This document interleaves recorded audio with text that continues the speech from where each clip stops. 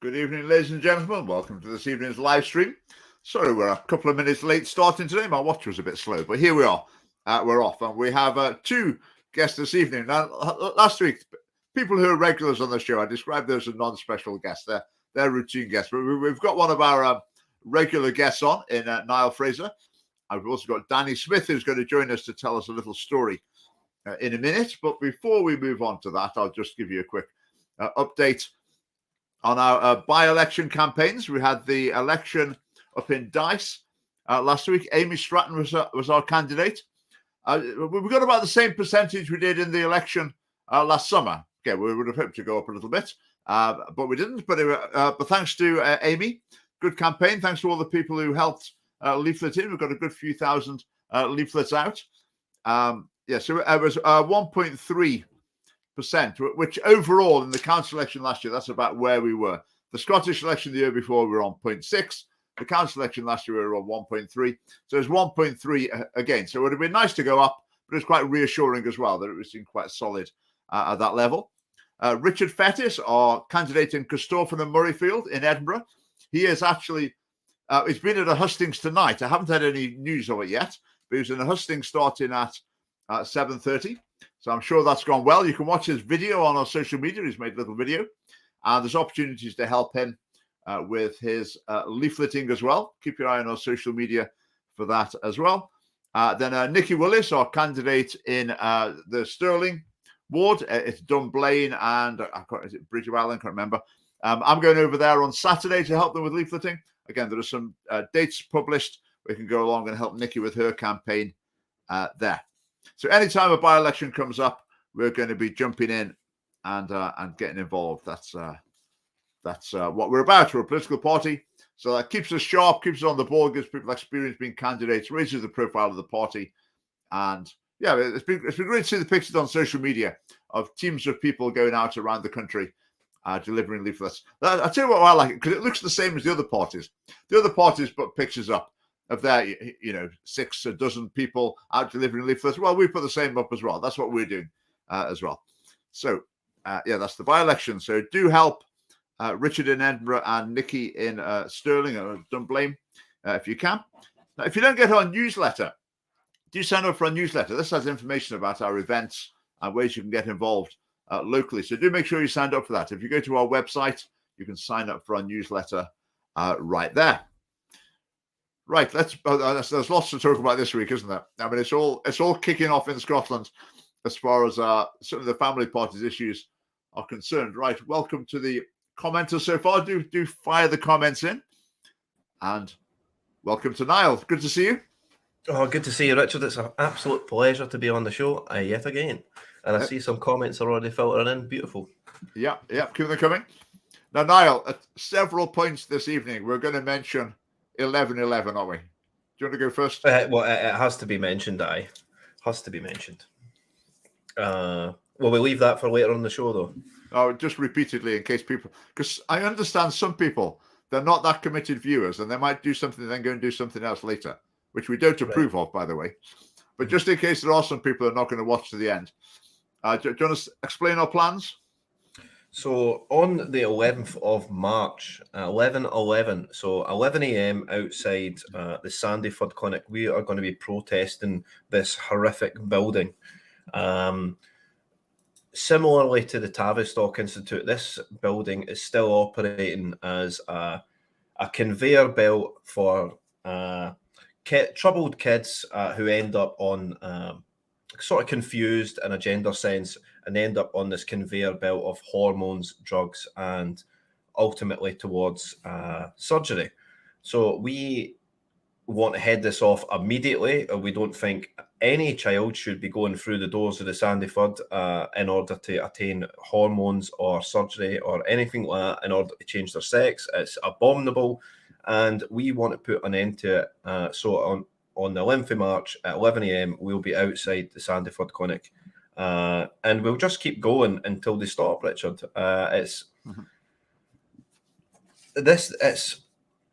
It shames us as a society, this building.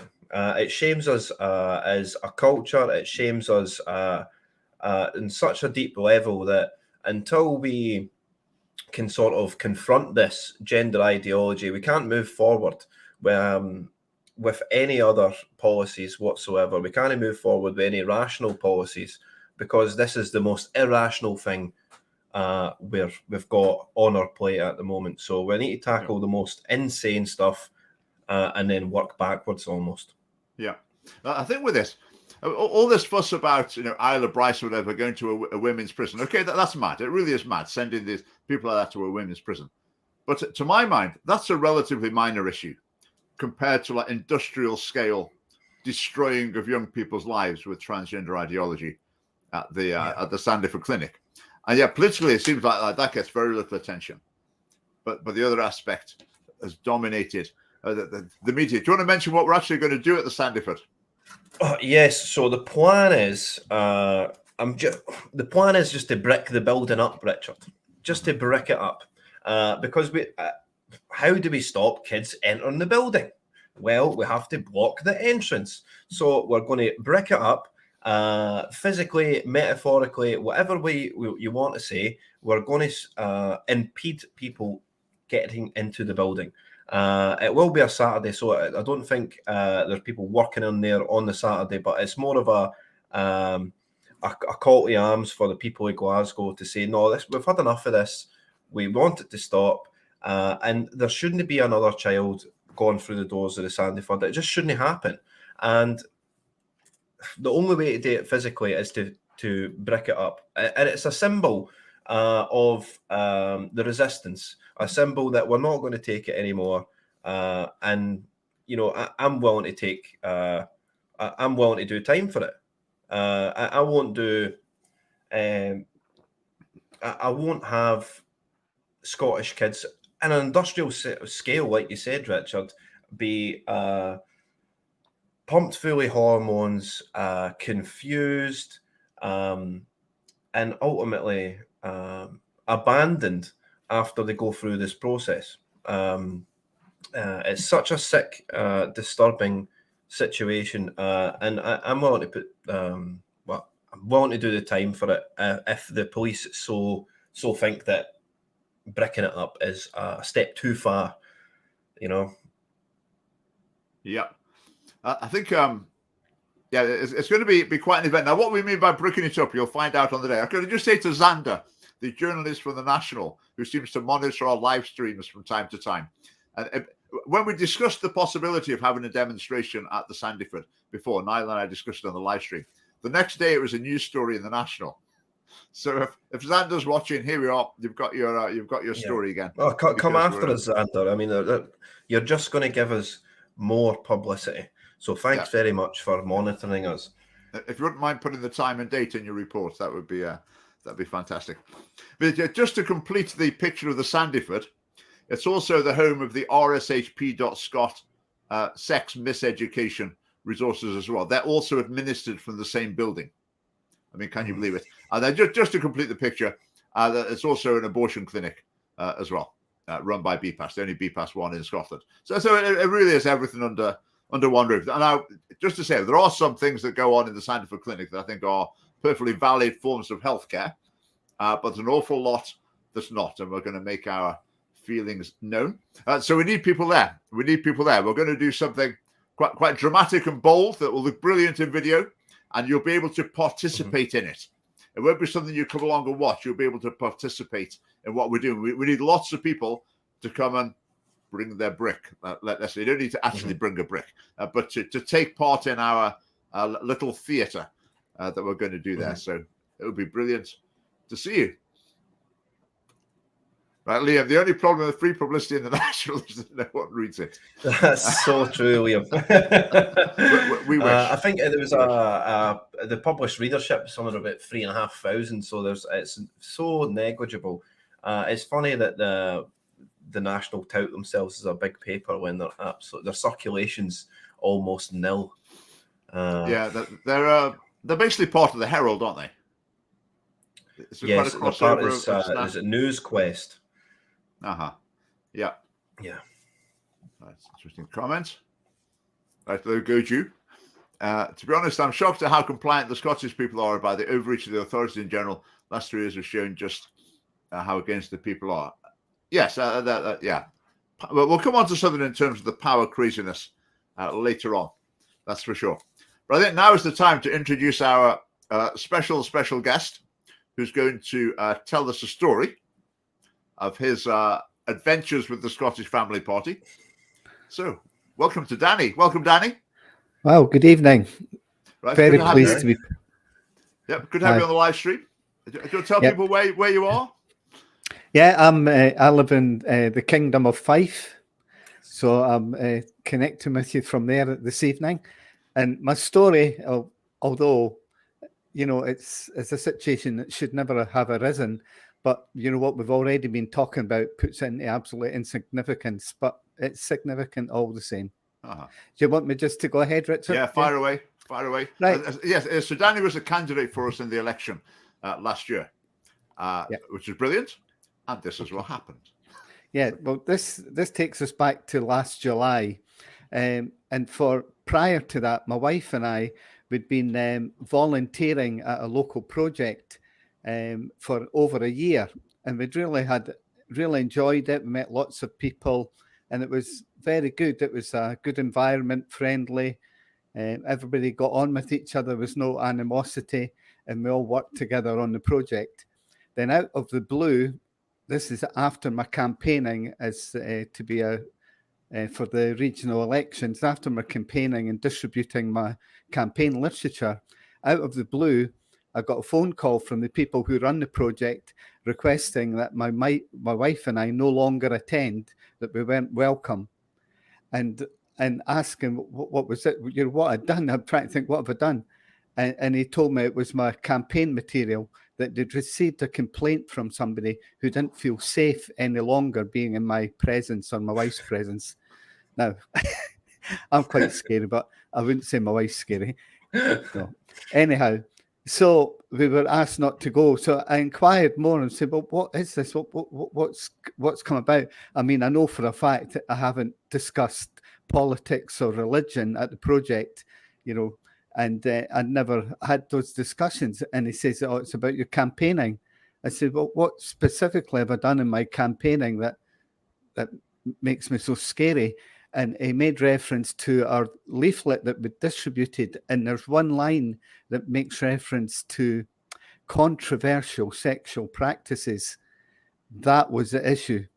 Somebody was so upset by that statement being my leaflet that I was no longer, or my wife, we were no longer to be part of this project. Somebody felt unsafe. And as the chap who ran the project was explaining to me, he said, we're a registered charity. We've got to be inclusive. And I says, are you serious what you're saying? I says, by excluding myself and my wife from this project, that's you being inclusive. But that was it. My wife wrote them a very nice letter, very nice, and saying, look, you've given us no opportunity to discuss this or to meet with whoever complained and discuss our position, but no response to that at all. So that was it. The cancel culture is alive and well in Fife. Yeah. But just to clarify, the leaflet, it was about sex education, wasn't it? It said that you had stopped sex education that promoted controversial sexual practices. Yeah, and people decided that made them unsafe. So Danny needed to be sacked from the community garden. Was this a voluntary position, Danny? Sorry. Voluntary. And the interesting, so denied themselves to stellar volunteers. Yeah, and as I said to him, I says, this material is directed at children. That's what we're protesting about ultimately. But he said you can't speak about gay sexual activities in that way. That's not acceptable. That's what the bottom line was. Yeah. So we don't know who complained. No. So no effort to actually understand what you were talking about. No. Because there's some very controversial and unusual things promoted in the sex education process, and the complainer was nothing to do with the team or anything. No. It was just an extra. Yeah, we don't. I literally don't know if it was somebody who's part of the project or just an external person that was aware that my wife and I volunteered at the project. We've got nothing back. I mean, he actually said, it's your public profile. That's what he said to. I've now got such a damning public profile that I shouldn't be near people. Yeah, I can remember that in years gone by. I've been told about that by inspectors. By Education Scotland told me they were concerned about my public profile once. It's just bizarre, isn't it? I mean, the idea they feel unsafe in the garden because it's just so bizarre. What annoys me most of all, okay, the crazy activists. I mean, that is appalling. But the fact that other people are just so weak and pathetic that they'll just say, "Oh yeah, well, what's going to be easiest? Well, if we get rid of Danny, he's probably not going to make too much fuss. I mean, this other bloke, he might write a nasty letter to the newspaper. So let's just get rid of Danny. That's probably the safest option." And that's what they think. And it's just person after person like that in positions of authority. And I just find it sickening. It's pathetic. They should be so embarrassed at their spinelessness. So. For you and your wife, Danny, to go above and beyond, try to volunteer for a local project, just to be cast out with saying, quoting the need to be inclusive, while casting you out is just unreal. It really is. And again, this is the project. Only the project is being tarnished here because they're losing 2 stellar volunteers. So really, they're just shooting themselves in the foot. Yeah. It's a sign of the times, though. It's a sign of the times, and I think it's a good story for people to hear. Polly, when we do our candidate training, we do say to people, this sort of thing might happen. I mean, do count the cost. You might find you have unexpected negative reactions as you've experienced. So Danny, are you hoping to be a candidate in the next election? Yeah, it hasn't put me off. That's the spirit. I think Good. You've got to be willing to put your head above the parapet. Definitely. Yeah, it's crazy out there, and somebody's got to stand up. Yeah. And I'm glad you're one of them, Danny. Yeah. So, Danny, have you got a constituency yet? Are you penciled in for a constituency in Fife? Well, I was hoping for Dunfermline and Oakles. That is my local constituency, but I haven't been advised. But I think we've got a Fife branch meeting next Monday, so I might get some information there. Yeah. Brilliant. Right, thanks, Danny. Thanks for joining us. Thanks for telling your story. No problem. Right. Bye for now. Good to hear. Bye. Good night. Bye. I feel so sorry for Danny there and his wife. Yeah, that's the thing, isn't it? That's the people you know. That's your pals. That's something you go and you're involved in, and then it's cut off. Okay, it's not like losing your job, but it's still pretty unpleasant. It's like I mean, what do the other people in this group think now about Danny and his wife? That's the thing. It's the knock-on effect.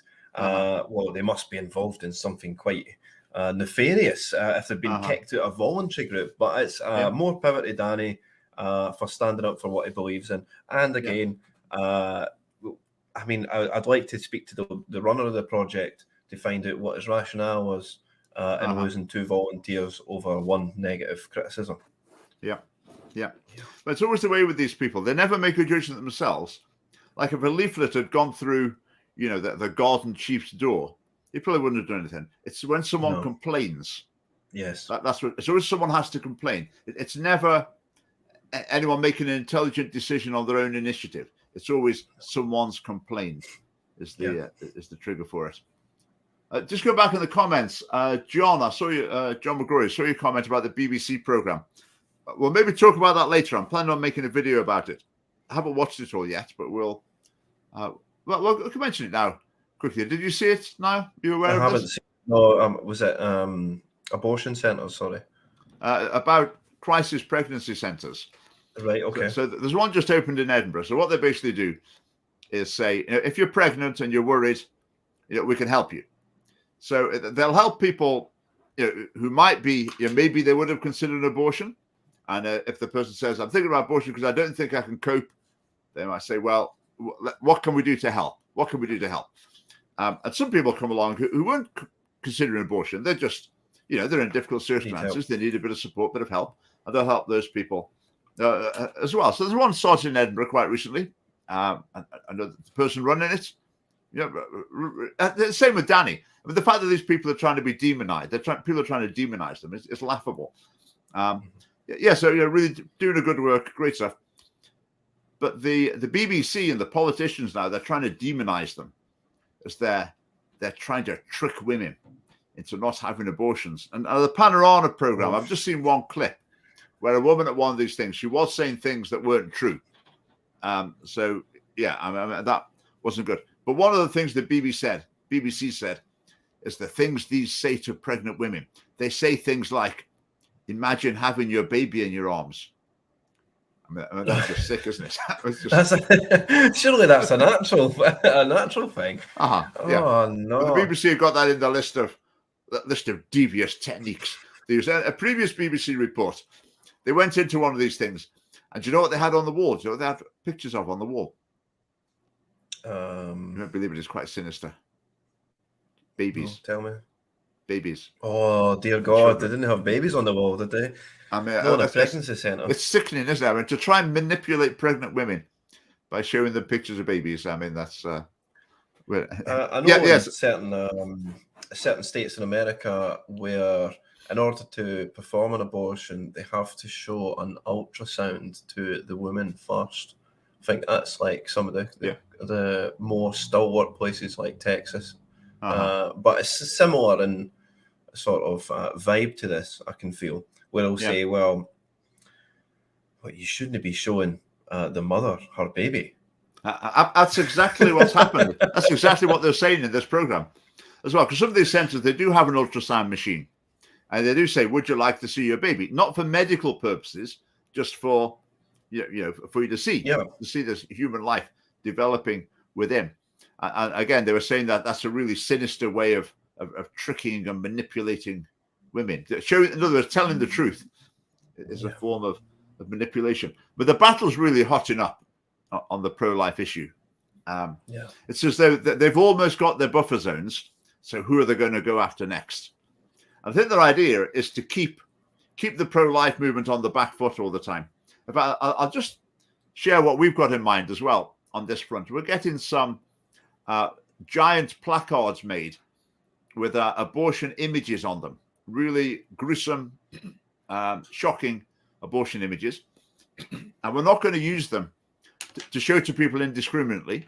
What we're going to use them for is to show to politicians or to photograph them outside politicians' offices, MSPs' constituency offices, MPs' constituency offices, party headquarters, in order to make the point there. I don't think any newspaper will ever publish the images because they're too graphic, but they'll publish them. It will be a news story, we hope, and they'll publish the images with them pixelated or whatever, but we'll have made our point with it. So that's something we've got up our sleeve, which, well, let's see what happens.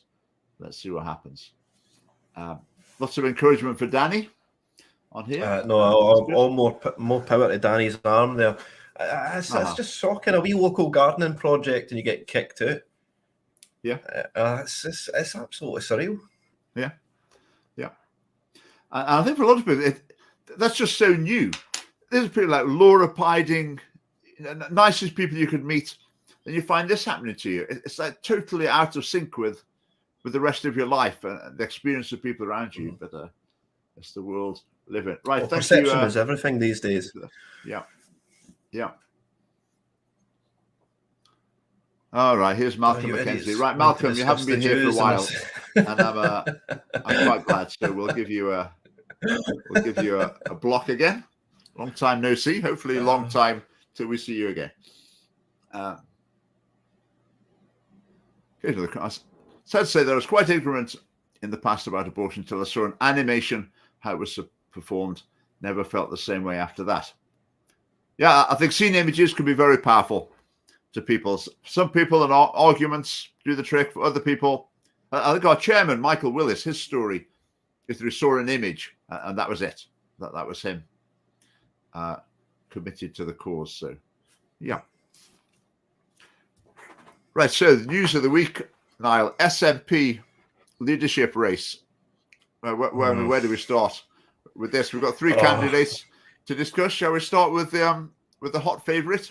Humza Yousaf? Well, that's so the hot favourite, Humza the Terrible. I wrote an article titled "Humza the Terrible" this week, going into his past record, what was the fact that he's obviously the Sturgeon Murrell continuity candidate, and he's just going to.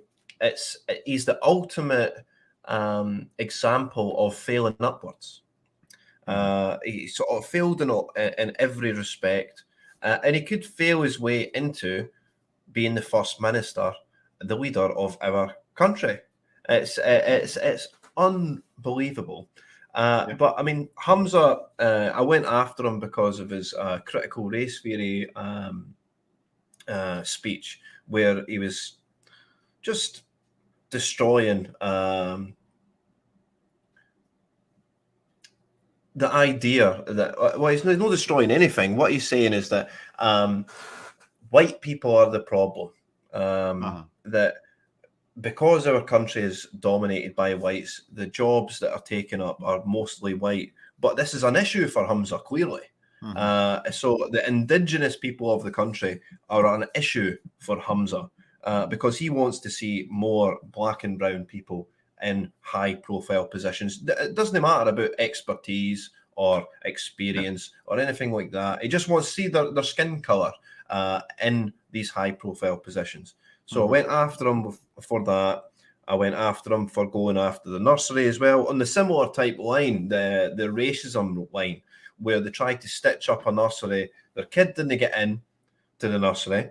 Could be a massive waiting list. But what's the first gut reaction? The gut reaction is to go, they're not letting us in because it's an Islamic sounding name or a Pakistani sounding name, which is just bogus. And it was shown to be bogus, and they dropped the lawsuit. And, it's a chain of events with Humza. He is an acolyte of this critical race theory phenomenon, where it's just critical race theory is just being racist to white people. That's all it is. It says that you can't white people that you can't be racist towards white people. That it's impossible. It goes totally antithetical against Martin Luther King's beliefs on race, where we should see past people's skin color. We should see through that and see just their soul, their person, their qualities, rather than just merely pinning, well, you're white or you're black or you're this or that. It's immaterial what a person's skin color is to me, but for Humza, it is very, very, very important, which is not the way we should be teaching kids at all. Not the way. I mean, that philosophy is shared by the whole SNP. Well, when they debated it in the Parliament in the George Floyd era, they were all behind it, conservatives as well, right behind this critical race theory. So according to that theory, you need to make a special effort to get non-white people in the top jobs. So to what extent in Nicola Sturgeon's thinking and in the SNP leadership's thinking have they thought, we've had our first woman, or the first non-white, wow, that would just be amazing. That's what we really need. That's what we're pushing for. I'm not projecting this onto them. This is what they say their philosophy is. Yes. That it's really important to get a non-white person in the job. So that is probably a significant factor as to why Humza Yousaf has found himself in this position as a favourite to become SNP leader. It's like so the way I see it is that the SNP work on this equity program. It's the victim Olympics. If you're transgender, you get a certain level of points. If you are black or brown, you get a certain level of points. If you're gay or bi or whatever it is, if you want to project your sexuality onto anyone else, you're given certain points. So there's this equity system where people are risen up and saying, well, we've got the first, they want the first non-white first minister. Then after that, it'll be the first non-white transgender first minister. Then it'll be the first non-white transgender furry first minister. It goes on and on and on with this they need to have the first this, first that. It's when that's not what we need at the moment. We need somebody rational, somebody that's going to stabilise us. And Humza is not that character. No. Not Just at a all. comment So there. That's moving true, isn't it? The nursery that he complained about, that he had the lawsuit against, was owned by Sri Lankans. Yes, So it was. turned Yes. out. I saw someone say the other day, I think it was on Twitter, if Humza Yousaf becomes the leader, and if it's a very big if, Scotland was going to become independent, and we still had Rishi Sunak, we could end up with an Indian and a Pakistani presiding over the petition of Britain. Yeah. As opposed to Britain presiding over the petition of India and Pakistan. Yes. I mean, more with Humza, the Scottish Association of Mosques, I think that's what they're called, they made a statement basically saying they weren't backing him, or they weren't backing any candidate, and praising Kate Forbes for talking about her religious beliefs openly.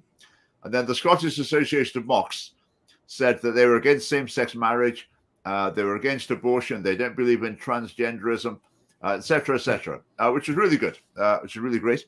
And I saw a poll today from a Muslim Twitter account saying, would you vote for Humza Yousaf? And 85% roughly were saying no. So, why is that, though? Why is that? It's because right, it goes against everything that he's voted for, including skipping out of the gay marriage vote, which everyone's going after him for, is it goes against the Islamic faith. Yeah, there's no way to say it. I mean, the transgender stuff, absolutely. The Islamic faith want nothing to do with that. They want nothing to do with gay marriage, nothing to do with abortion. And yet, what's Humza do? Yeah. Well, he's enacting all these things. Yeah. He's voting yes to all these things. So really, and we'll have to give a wee bit of respect to Kate Forbes for having the courage to stand up and just tell it like it is. This is what I believe. And if you don't like it, then don't vote for me. Yeah. I think with Kate, I prefer that. Yeah. I think people are saying she's been very open and honest. I mean, throughout her 6 years in MSP, she said next to nothing about these controversial opinions. Absolutely next to nothing. Like one little pro-life prayer in 6 years. But now she's been put on the spot. And on a lot of issues, she has been open. I think on some other issues, she hasn't been open. She hasn't really explained what she really believes. She's toned it down extremely dramatically. But still, she's getting it in the neck. Because for these people, just as soon as you said the wrong thing, I mean, that's it. There's no coming back. There's no ifs and buts about it. You've blown it.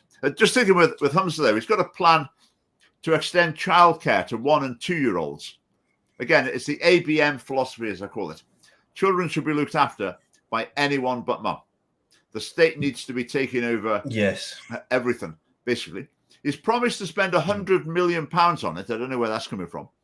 But Humza, just to let you know, when they doubled the amount for 3 and 4 year olds, in other words, that's like adding on 1 year.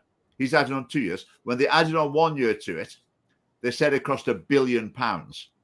And Humza Yousaf reckons he's going to add on 2 years for 100 million. So I'm not sure he's done his sums there. But that's not just the SNP. That's every party in the Scottish Parliament has got the ABM philosophy. The job of the government is to separate mums from children at the earliest possible opportunity, because that's the best start for children, and mums can go and do something more useful than looking after their own kids. So Humza Yousaf is pushing that one. I think the ideal society for the SNP and the base would be a single mother having a child, the child just being left for state care the entire time, and maybe you come and collect it after a few years of education. It sounds bizarre, it sounds dystopian, but that's where we are.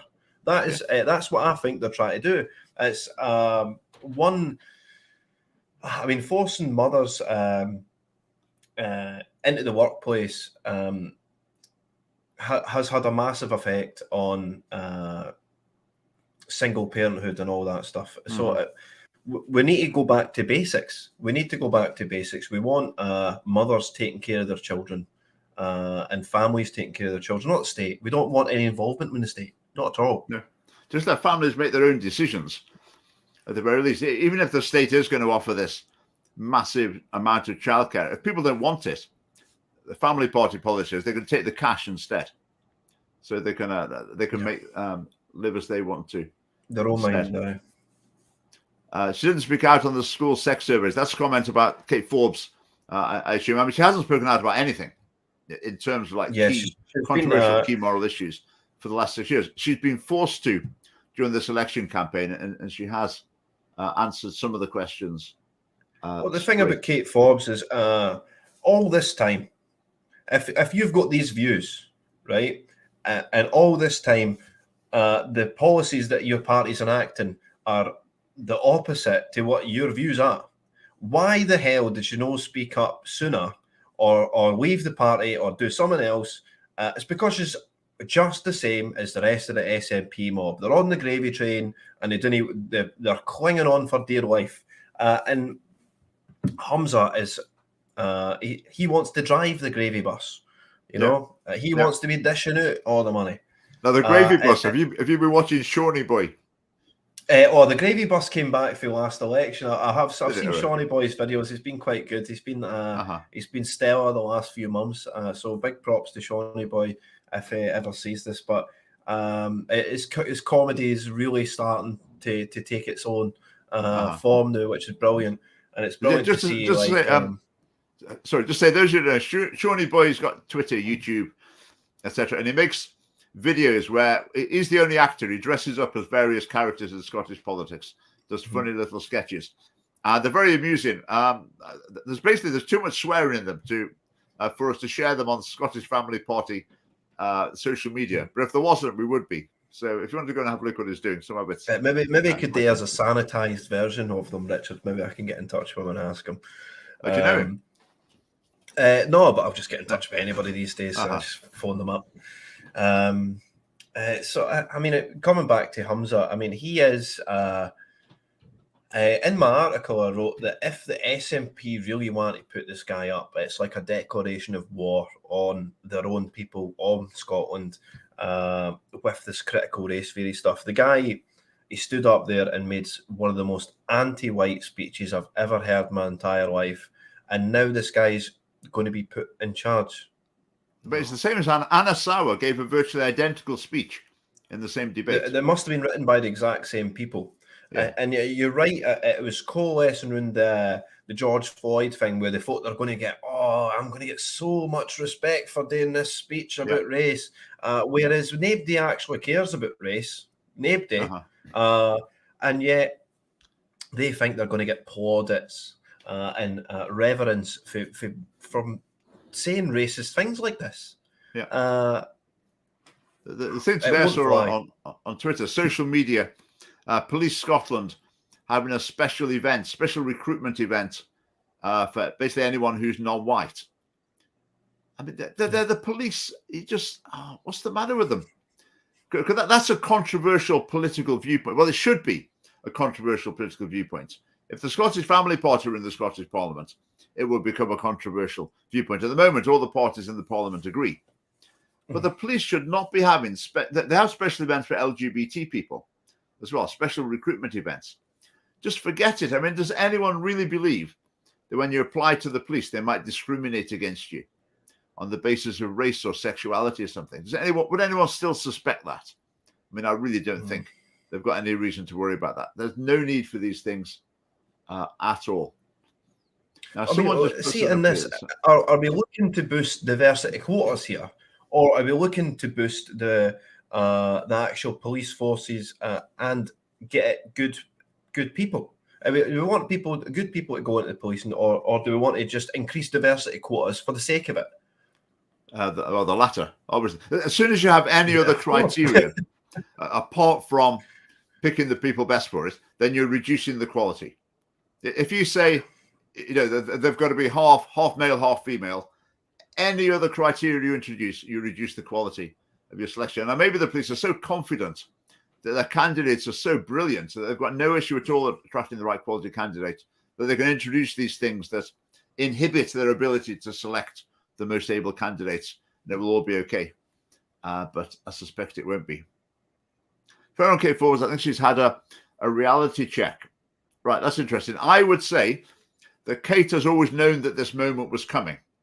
I think she's very ambitious, and she knew, which views were very controversial. She decided to keep her head down thus far, but she knew what was coming. So I think she's invested a huge amount of time and energy in trying to be as popular as possible and build up as strong a network of relationships as possible. So when this did happen, she'd be in the best possible position. My feeling at the moment is that Humza will win the election. Do you think? No? Yeah. It's, in my mind, he will win. He will win because he's the moral sturgeon continuity candidate. And like you said, it's this Scotland elects first ever non-white first minister. That's the only headline they want. Yeah, the first Muslim as well. Yes. Yeah. Just to mention Peter Murrell. That's up for questioning as well, because obviously the mosques are against him. I mean, is he really a true Muslim if he's voting against? He's voting for all these things that are against his faith. No, I don't think so. No. I've spoken to Muslims who've got no time for him at all. Yeah. Yeah.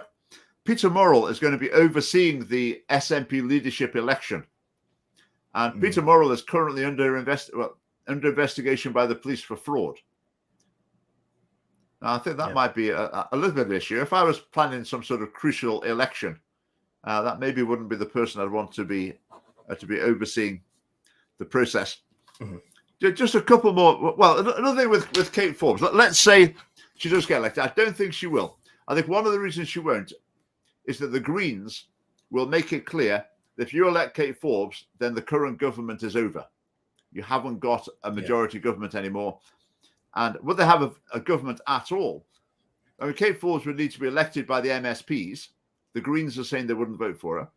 Apparently 6 SNP MSPs are saying they wouldn't vote for her as First Minister. So if that happens, she wouldn't be First Minister. But then even after them, if she had a minority SNP government, they could just bring a motion of no confidence in the government. And that would be it. They would win it and would have an election. So maybe the argument will be made quite strongly that if you're voting for Kate Forbes, you're actually voting for an election because she can't form a government. Well, I mean, it's again, it's crazy that they're handcuffed to the Greens. Yeah, this is the situation they've led themselves in. Well, I'm sorry, we're handcuffed to the Greens, so we have to do everything to please them. And obviously, Kate Forbes and her traditional views, not at all going to impress the Greens. And in fact, it's the opposite to what the Greens are trying to do. And Humza fits perfect, hand in glove for the Greens. And he always will do. Yeah. I mean, Humza Yousaf, you get the impression that if the tide changed, if suddenly the trendy views were completely the opposite of what they are now, Humza Yousaf would just change and go along with them. Immediately. I mean, just on the Iowa Bryson situation, this is a guy that voted yes to the gender recognition stuff, right? So he's in this the trap between reality and fiction, just like these other MSPs that voted for this. They're in this quasi twilight zone between reality and fiction. And Humza on the Iowa Bryson things, well, I don't think this Adam Bryson is really a woman. I don't think he is, which is totally opposite to what he just voted through in law. Yeah. So he's already backtracking. He's the continuity candidate. Nicola Sturgeon was in a total muddle. He's the continuity candidate. He's in the same muddle. Yeah. I wonder how that will come out in the hustings and the interviews with it. We shall see. Well, we won't. The big news tonight was that the leadership debates will be behind closed doors, or the majority of it. So we won't get to see the probing questions. I'd love to know where they're having it. I'll just stand outside and put a wee cone to the door and try to listen in. But really, it's a gaggle of like-minded morons going to elect another moron. So I'm not really interested in it. I just want to see a wee bit of change. Is there any rationality in the SNP left? If there is, then Humza won't win. If there isn't, then Humza's just going to sail in. Yeah. Now, how about Ash is Regan? the dark I'll give you my horse. take first. I think basically she doesn't seem up to it in terms of a performer in front of the camera. She's not, mind you, I don't think Humza is either, but she doesn't seem up to it. But I think she's representing the sort of Alba wing, which I would say people who are actually really, they've got a strong allegiance to Alex Salmond, the Alex Salmond devotees. They're really hard line with Scottish independence. None of this like getting a majority on your side and then you've just got to do anything you can to just get it over the line and beat the system or whatever. Well, hard line. They're quite conspiracy theory-ish as well. If you see these circles online, the British government's up to this, that, and the other, and it's all a big conspiracy. So she's representing that wing. A part of the problem is most people of that, well, a lot of people of that persuasion in the SNP have left, and they've joined Alba. I can't imagine that she's going to win. But James, if she does, you come back on the live stream and say, I told you so. And you can be our prophet. Yeah, I told you so. Of the three, I actually think she's maybe, out of the three of them, she's the most suitable to be First Minister. I think Kate Forbes, having just had a newborn, should maybe spend a few more years raising her child before jumping into one of the biggest jobs in the country. I think Ash Regan's more suited to it than a Humza. And that's my sort of view on it. But at the same time, Ash Regan's had little to no sort of support from the SNP ranks. I've seen her behind the camera and I've seen her talking about the independence debate where even when cornered, even when saying, well, the UK government's not going to give you an independence referendum, she's, well, you'll see. You'll see what my plan is when there is none. So really, she's really backed into a corner. Yeah. She's really quite poor. Yeah, I mean, so unprepared. It reminded me of someone like saying, I'm a pacifist. Then you say, well, what would you like to happen if another country invades your country? Oh, I've never thought about that. It was just like that. I mean, she wasn't prepared to answer what was the really obvious question she was inevitably going to be asked. But just something else on Kate Forbes. The news has come out. I don't think it's hit. Yeah, it has hit the mainstream media a little bit. That she was an intern for the Christian organization called CARE, not Care for the Family, CARE. And they place young people as interns with politicians. The hope being that they get on the inside and they become politicians themselves. So in Kate Forbes' case, it's worked to a degree. But the reports, they're talking about CARE. They're saying it's an anti-abortion Christian lobby group that doesn't disclose its financial backers. How sinister. I mean, don't charities just say they have donations? What they're supposed to list all their donors on it. Don't disclose their backers. No, the suggestion is they're being funded by, I don't know, Vladimir Putin or something. But I mean, what charity lists all its funders? That's ridiculous. But they describe it as, dark money that they're getting. I mean, it's laughable. I know people who work for CARE, the nicest people you could possibly imagine. And CARE is a very professional and extremely temperate and restrained organization. But if you've got the wrong views, then, as I say, they think you're like agents of Vladimir Putin in Scotland. It's just completely bizarre. The other thing to say about Kate Forbes, I might make a video about this. I made one already. Did you read the letter she'd written about female ministers in the church? She said she doesn't think there should be women ministers in the church. It's a letter she wrote 2014. Right, okay. And what she said in it was this. When I made my video, I said, this is going to be absolutely explosive. But virtually nothing's happened. She said there's two forms of abuse that women suffer from. One form is like, for example, domestic abuse, sexual assault, pornography, sexual exploitation. That's one form of abuse that women suffer from. And there's another form of abuse that's just as damaging, and that's feminism. That's what she said. That's basically a what tough. she said. That should have been explosive, right? But at the same time, she's got a point. Now, but by feminism, she explains what she means. The belief that the mission of women is to have power over men and be the same as men and eliminate all differences. That is mainstream contemporary feminism. So she didn't actually say feminism, but what she described is a description of mainstream feminism. So how this is not causing an absolute nuclear explosion in Scotland, I do not know. I can't imagine how. I mean, have people not understood it? Have they not read it? But maybe they're saving it till the later stages of the campaign. But it was we'll see. It was interesting. Right, a few minutes ago, 15-minute cities. Are you familiar with that? Please don't get me started. Oh, Richard. Oh God. So I've been on a tirade this week about these 15-minute cities, these gulags,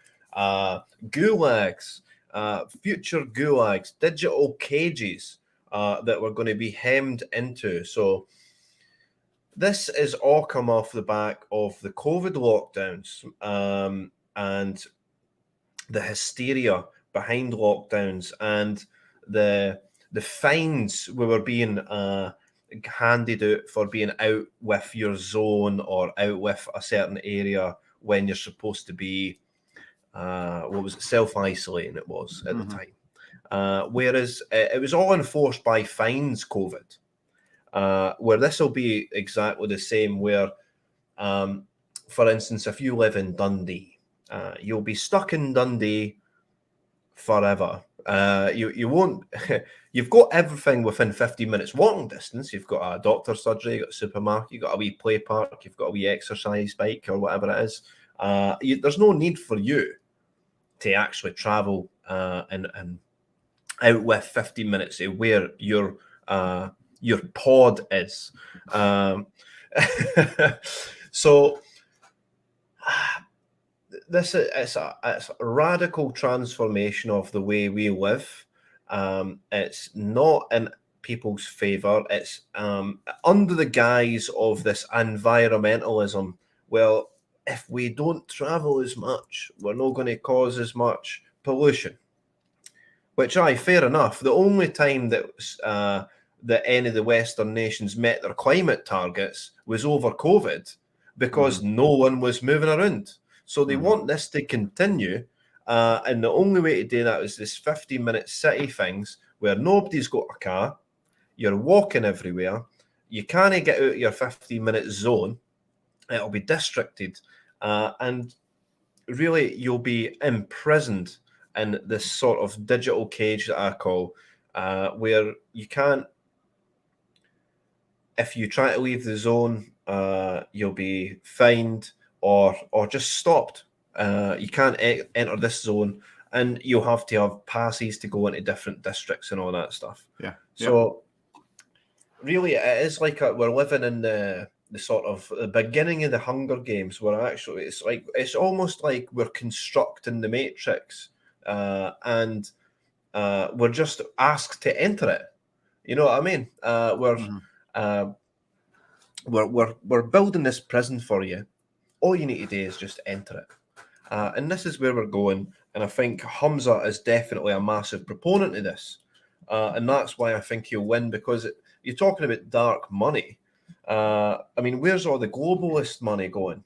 I think a lot of the tendrils behind the SNP are globalist, UNWF type money, type policies, to force us into this new era of humanity, which I just won't adhere to at all. If they try to put up a poll, a camera poll saying this is your 15-minute boundary, I'll just take an angle grinder to it and cut it down. And I don't care if I'm going to go to prison. I will go to prison for it eventually, I'm sure, but it's not going to happen on my watch. And I'm hoping the Scottish Family Party will lead the resistance on this. Because we won't. What type of future are we building for the children, Richard? This It's is the funny. thing. It's not about us. It's about the future we leave for the kids. Yeah. There's some people who seem to love restrictions imposed by the government, and there's some people who I say, find to give some sort of purpose and meaning to their lives, having to plan your one journey into the other part of the city next door. Just to clarify, the 15-minute zoning has been introduced as a concept in Edinburgh, but not travel restrictions. Travel restrictions have been introduced in Oxford, and they're scheduled to be introduced in other cities in England. I haven't heard of any actual definite proposals for the restrictions in Scotland, but this is a worldwide thing. And in Scotland, the politicians are never happier than what they're doing, than when they're doing as they're told by some international organization or following some international trend. The other thing, I read an article about it this week. It was really good. The main point I took from it is when they're saying, we're going to have 15-minute cities. What they do, they don't actually build any new facilities, so you don't need to travel very far. They just ban cars. That's what they do. Now, if they took the other approach and said, we're going to try and put what you need close to you, so just naturally you'll decide to go to the things close. I think everyone would think, okay, right, okay, you build it. If you build the right things close, then yeah, I'll probably use that one more of the time. But no, that's not the approach at all. The approach is always rules. It's just warfare against cars. I find with cars, it used to be pollution, climate change, but then you get electric cars. And then they dislike those just as much because of congestion, and allegedly because they give up some sort of pollution from their tires. A car provides too much freedom, Richard, for you to go. They're not uniform travel. enough. People have different sorts of cars, and they go where they like, wherever they like, and they suit families really well. Instead of single green voters living in the city who go everywhere on the bus and thinking, why would anyone ever need a car? But for a lot of people, well, for virtually everyone, even people living in cities, even single people in cities, people generally want a car. Because as you say, it's freedom. Go to where you want, when you want to. You've got the other options as well, public transport. Make public transport as good as you like. But people want a car. They want to jump in their car and go on their own volition at any time they want. People don't want, like me in particular, the trains are so woeful in Scotland that you'd want a car anyway. You know, they're always going to be late or cancelled or just won't arrive.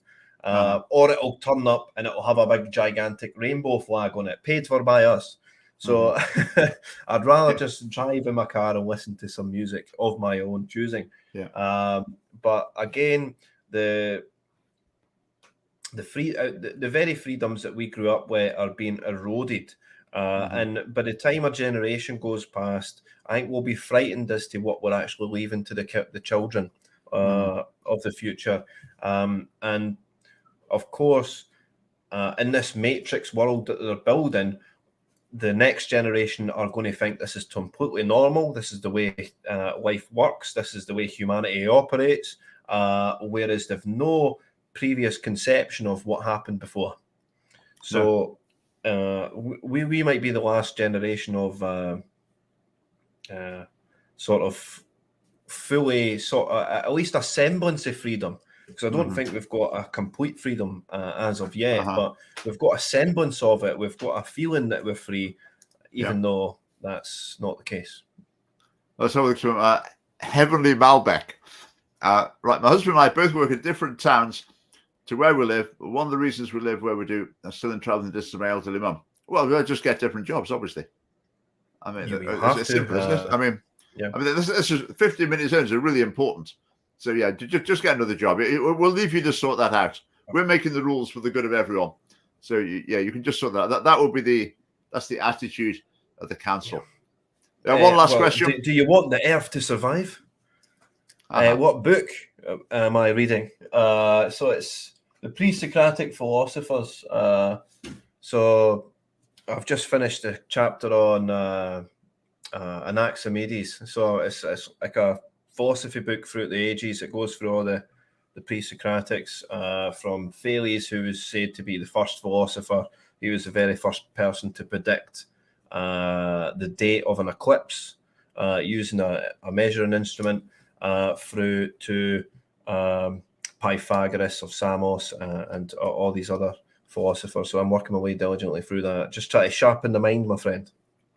That's great. And another question, actually, what's it sitting on? What's the strange box with the light showing it? That's my computer. That's my computer. It's just got the weird lights and stuff. Looks enormous. Looks the size of a fridge. Well, there's no juice in it, which is a shame. Right. Super power computer. Right. Well, time has flown by. Thanks very much for watching. Thanks for your comments. And we do have a special guest next week, but I will introduce him then. And one last thing to remind you of, the 11th at 11. Yes. 11th at 11. 11th of March, 11 a.m. at the Sandyford Clinic. We're going to brick it up. Yes. So come along and help us with our metaphorical, symbolic bricking up. And yeah, let's make our mark, make our voice heard again. Okay. So thanks for having me, Richard. It's been an absolute pleasure. And please do. I will be putting a video out before the Sandyford protest in order to sort of encourage more people to go along. But like I said, it's so important to us, and you've picked the right time, 11/11, because this is it's a sort of new D-Day for us. We need to stop this, and again, this fundamental thing needs to stop before we can fix anything else. We need to fix this. We're stuck in the mud here, and nobody knows. We've got so many scandals, so many issues, so many insurmountable problems that we don't know where to start. This is where we start. It's the Sandyford Clinic. That's where we start. 11 o'clock on the 11th of March outside the Sandyford Clinic, and I hope to see everyone there. Yeah. Right, brilliant. Thanks, Niall. Great to have you on, and speak soon. Right, thanks for watching, everyone. Watching live and later. Thanks for your comments, and see you next week.